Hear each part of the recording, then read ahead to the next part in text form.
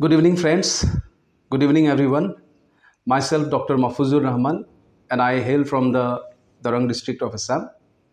Presently, I am working as a medical officer in the state of Meghalaya. So, in the past couple of days, there has been some unusual, strange activities that has been going on with me, and I have been thinking about it for a while. I thought that why not I share it with the online friends so that they can guide me or suggest me for better options. On the 1st of August, there was something that has happened really very strange. It so happened that someone called my father on the pretext of being my friend, and he requested for my phone number, saying that he previously had my number and then he lost it due to a changed handset or something like that. Then my father called me up and told me that somebody is asking for your number. Shall I share or not? I said it's okay because there are so many people who used to call me for uh, treatment related issues, medical related guidance, for even social issues. And then after some time, I got a call from that person. He was directly asking me, "How are you? And then where are you posted? Where is your hospital? Is it a private hospital?" Then I was little bit shocked, and I asked him that I don't even have your number saved in my phone. I don't even know you. So without even introducing yourself, how come you are asking all these questions? I felt a little awkward, and I told him that why are you directly resorting to this kind of volley of questions? Then he told me that I know your father, and there was a patient for which I have called you. I said that's okay. He said that he want to bring a patient to Shillong. I told him that right now I don't stay in Shillong. My workplace is quite far. It is called Mairang. So I just suggested him that he may also go for a better option in AIMS Guwahati Changshari, because that is also a central hospital like that of Negrims. He said, okay, let's see what the patient wants. I said, okay. While hanging up the call, he told that Shillong में जाके आपका खबर करेंगे. Then I got little bit shocked, and what happened afterwards was far more shocking.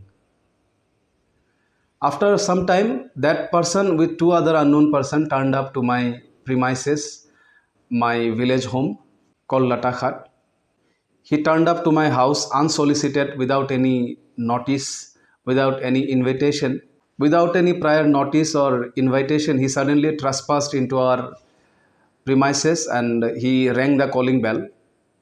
My mother came, and he told my mother that he is a student of my father, because my father happens to be a teacher.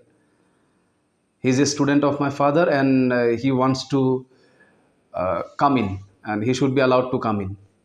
Then my mother, naturally, she is a very simple, straightforward person, innocent minded people. Then they were sitting. In the meantime, my father wrapped up his evening walk a little earlier, because he was called up that somebody has come in the house. Then he came and he sat with them in the drawing room.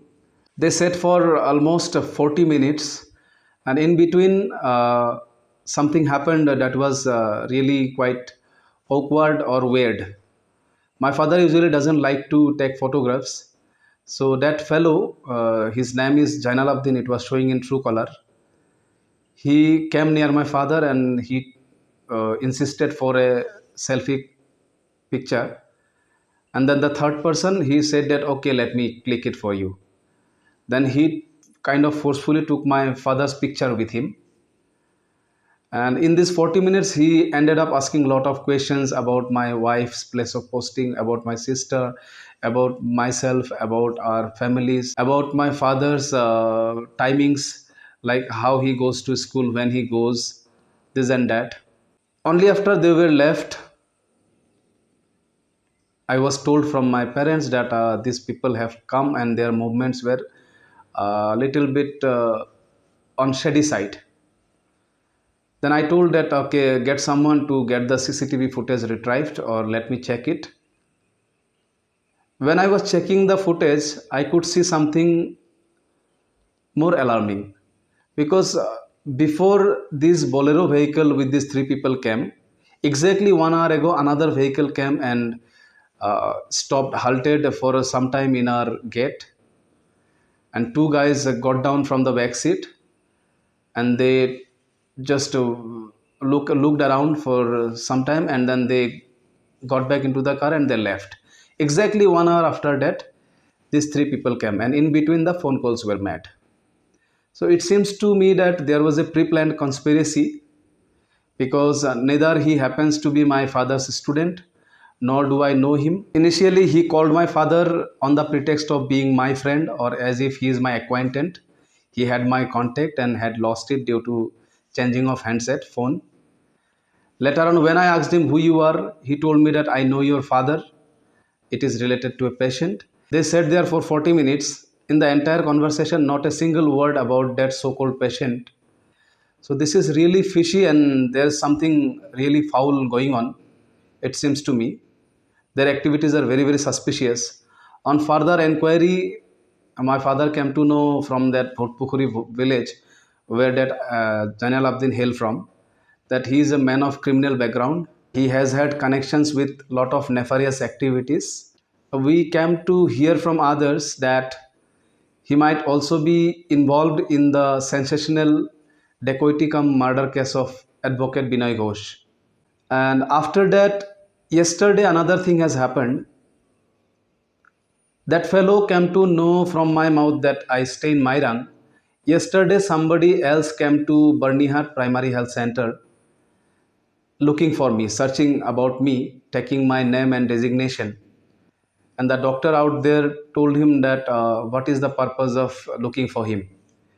Then that man told that Dr. Rahman, he was working here 5-6 years back, and he had taken money in the name of giving job, which is totally a baseless allegation.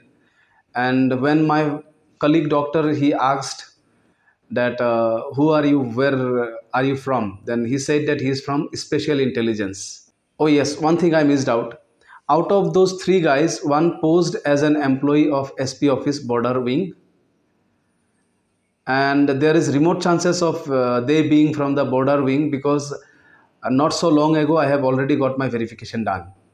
So these are a bunch of frauds. They must be having some malefied intentions. They are having some sinister thoughts, and it definitely concern about the safety of myself and my family. And yesterday that Barnihat incident further increased our apprehension.